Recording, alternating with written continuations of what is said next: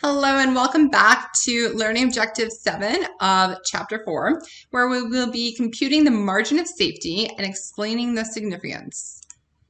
The margin of safety is the excess of budgeted or actual sales over the break-even volume of sales.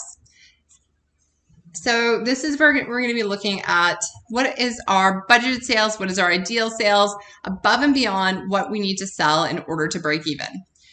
So this can be expressed as far as a dollar amount. It can also be expressed as part of a percentage.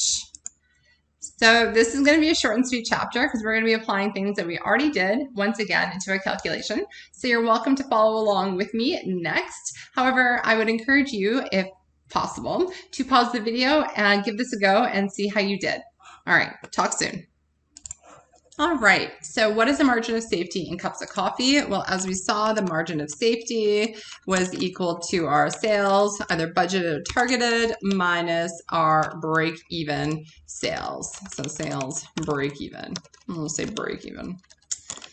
Break-even sales. Okay, cool. So margin of safety, so let's see what our actual sales are, and it tells us our actual sales, 2,100. Let's figure out our break-even sales first. So our break-even sales are going to be equal to our fixed costs of 3,000 divided by our contribution margin, which is going to be 3, our 4 minus 1, our sales price minus $1 in variable costs. And so then we get a total of break-even sales in units of 1,000 units.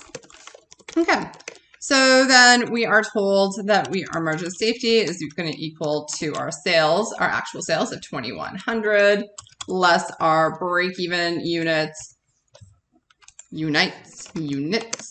of 1,000. So therefore our margin of safety is going to be equal to 1,100 cups of coffee,